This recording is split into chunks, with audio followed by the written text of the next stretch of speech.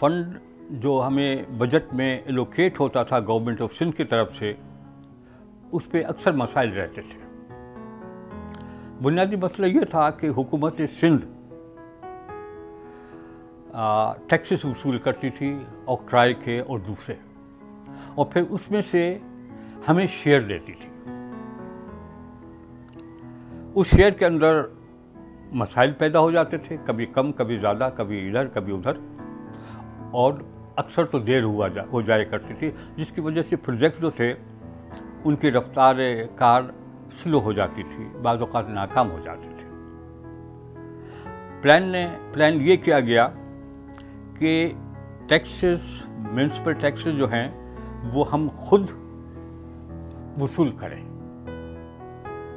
یہ سوچنے کو ایک آسان بات تھی، لیکن اس کا مینجمنٹ بہت مشکل کام تھا۔ لیکن اللہ نے ان کو اتنی عقل دی، اتنا فہم دیا، اتنا شعور دیا کہ وہ اوپر والوں کو کنونس کرنے پر میں کامیاب ہو گئے۔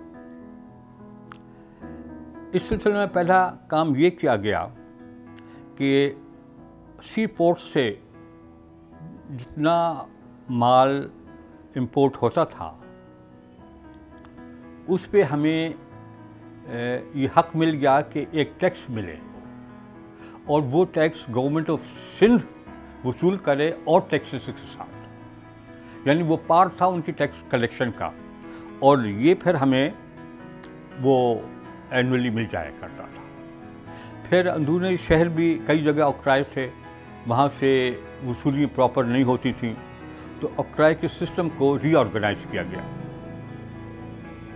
تیسرا کام یہ فنڈ ریزنگ کے ایم سی کے لیے جو کی گئی، اس میں ایک یہ تھا کہ اندرون سندھ سے بہت سا مال آتا تھا اور کراچی سے بھی جایا کرتا تھا، لیکن آکٹرائے اس پر نامنل وصول ہوتا تھا۔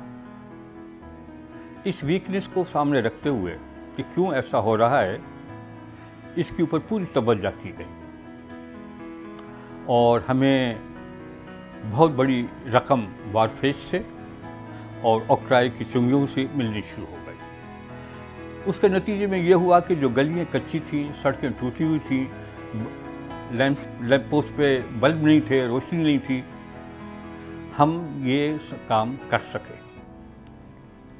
اب ہر کونسلر کا مطالبہ یہ تھا کہ اس کا محلہ، اس کی کانسٹیٹوئنسی اندھیری ہے، اس کو پہلے ملے،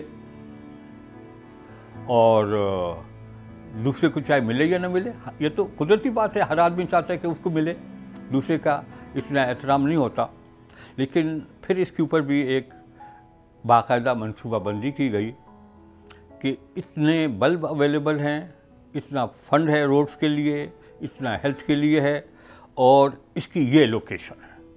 تو اپوزیشن کے گروپس کے ساتھ ہم نے انڈرسٹینڈنگ پیدا کی تاکہ کام بآسانی اور خوش اسلوبی سے ہو سکے اور کوئی ہارٹ برننگ نہ ہو کہیں۔